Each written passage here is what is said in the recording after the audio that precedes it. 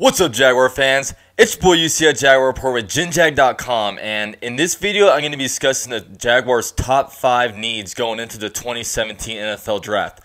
So without further ado, let's do this!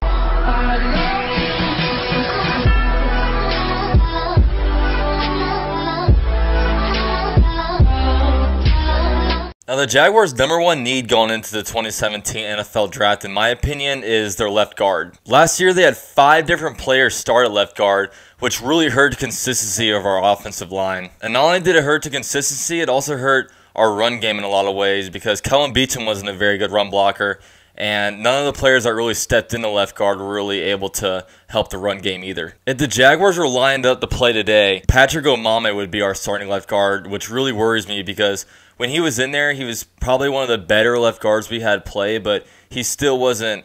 He's still more of a depth player in my eyes. Now, even though this is the Jaguars' top need, they're not going to be addressing with the top pick, as there's really the value isn't there to draft any player with that pick. And since the Jaguars aren't going to be drafting the guy with the first pick, with the number 4 pick at guard, I really think they need to make this their priority in the second round.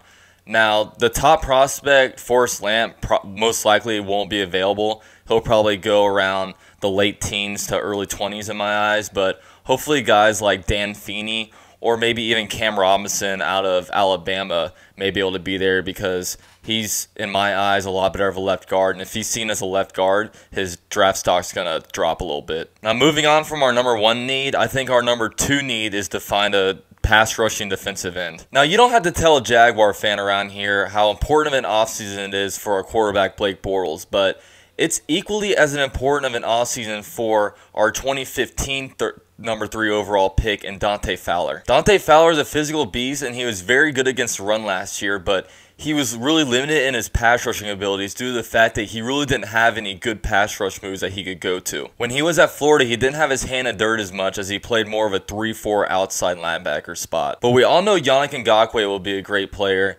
and Calais Campbell will hopefully be able to come in and produce some sacks, but I really think we need one more edge rusher that can come in there and help spark that pass rush unit we have. Now, a lot of people look at our team and think that we're pretty stacked at defensive line. I think our 3 technique is pretty stacked, which is why we won't be drafting a guy like Jonathan Allen or Solomon Thomas with the number 4 overall pick. But you know, I really think they need some more help on the defensive end because we all remember last year how often a case would come where it'd be a 3rd down, the guys can't get to the quarterback, and then that really enables them to pick up that 1st down. And if we can get a good pass rush in to match the talent that we have at cornerback, I really think that could cause a lot more turnovers going forward. I see the Jaguars probably drafting a pass rusher around the rounds maybe 3 or rounds 4 or beyond. Now, a lot of people pretty much think that the Jaguars will be either drafting Solomon Thomas, Jonathan Allen, or Leonard Fournette, but if there's one player that the Jaguars may reach for, I could only see them maybe reaching for a guy like Derek Barnett,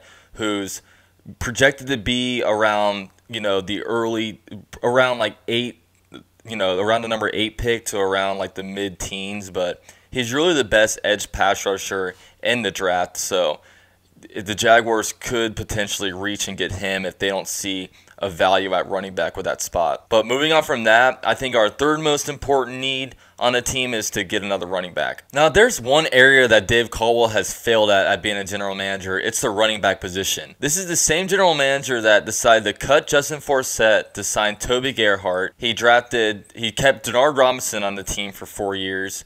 He drafted TJ Yeldon in the 2nd round. And when he drafted TJ Yeldon, he said that he saw 3 running backs in that draft that could be good elite running backs. He said that Todd Gurley, Melvin Gordon, and TJ Yeldon. And after that, he said that there was a big drop-off when it comes to running backs. But what's so dumb is he wasn't even the best running back on Alabama. And some players that succeeded in the draft after him were guys like Jay Ajayi and David Johnson. And then he's also the same general manager that forked over a bunch of money for Chris Ivory. Now, the thing about Ivory and Yeldon is I like Ivory when he's healthy, but the thing is he's so inconsistent.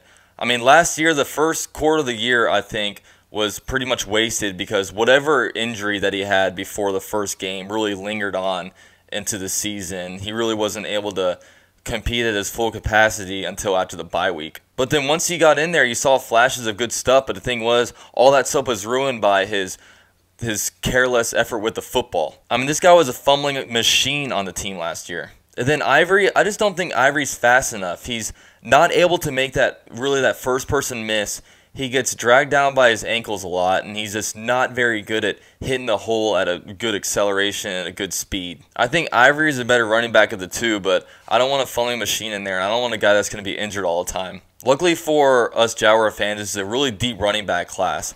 Now, I wouldn't have drafted a running back in the first round with Leonard Fournette, but if we don't go that route, there's going to be plenty of other options available in the second and third round to really pick up an impact player. Many scouts are projecting that there's going to be 12 NFL starting running backs in this draft. So that means over a third of the NFL teams are going to be getting good starting caliber running backs in this draft. Now, I think Leonard Fournette is in a tier of his own in this draft class. I think what really separates him is just how big he is and how fast he's able to move his body. I mean, once he gets through the defensive line and can maybe get through the linebackers, I don't think there's not many people that can really bring him down if he's running full speed. Now, with that said, the number 4 need on this team is the tight end position. Now, just like the running back position, the tight end position is also very deep in this draft class. If you look at the Jaguars' depth chart at tight end, we have Mercedes Lewis, Ben Koyak, Neil Sterling, Michael Rivera, who we signed over from the Raiders, and Alex Ellis.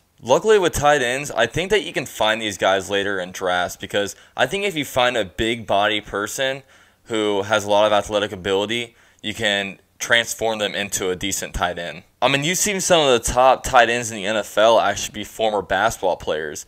You know, guys like Jimmy Graham, Tony Gonzalez, Julius Thomas, and, you know, Antonio Gates. I mean, all those guys were actually former basketball players, actually turned into decent NFL tight ends just because the scouts saw how big their bodies were and how much athletic ability they had. But when it comes to tight ends, I really want one more tight end. I prefer a guy that will be able to run block, because with the way our offensive line is looking, it's not looking very strong right now at really either the interior guard positions and maybe even at our tackles. So we may need some tight ends to help chip on some running plays this year. Now, Mercedes Lewis, I think, has a couple more good years. I really do like what I saw of Ben Koyak last year. I thought he was able to catch the ball really well, and he was pretty decent in the run game. But Neil Sterling has a little bit more developing to do, but I think if we find a tight end in a 4th round or later, he can develop into something pretty decent for us. Now, number 5 position of need, I think, would be to try to find a quarterback in this draft. Now, I don't want to draft a quarterback in the top 4 rounds because I still think we need to figure out what we have in Bortles, but I would like to try to find a guy maybe in the 5th round or later to try to hope that maybe we can catch lightning in a bottle. I think in this draft we really need to address the spots to help ourselves have a better run game, to really be able to evaluate what Bortles can do if there's better talent around him. Now, ideally, I don't want Chad Henne to be on the roster this year. I'd rather it be Blake Bortles, Brandon Allen, and then whatever rookie we draft out of this year's draft. And if Bortles proves to not be our quarterback, next year our quarterback depth chart would basically look like Brandon Allen, whatever second-year veteran that we get from the 2017 draft, and then 2018 rookie player. So with those 3 quarterbacks potentially on our 2018 roster, there's 3 quarterbacks there, and you don't know what you have in any of those guys right now, so hopefully one out of those 3 guys can be hopefully a franchise quarterback for us. Now, those are my top 5 priorities for the Jaguars in the 2017 draft. I really think you're going to see something similar in this year's draft as last year's draft. As last year's draft in the later rounds, you saw a real run on the defensive line and defensive ends. I think this year you're going to see a run on the opposite side of the ball, where you're going to be trying to get a lot of offensive linemen to, especially at a tackle position, to hopefully take over for some of these guys, like maybe Jeremy Purnell in the future, or a left guard in the future if we don't go someone in the 2nd round. But you never know those late round picks. You just got to really hope that you can maybe try to find a decent player with one of those picks. Yeah, with all that said, thank you guys for watching my video. You can find my videos on my channel, and you can also find them all at genjag.com. So if you like my videos, you can subscribe to my channel, or you can like Generation Jaguar on Facebook and Twitter, as they share my videos on there as well. And with all that said, Duval!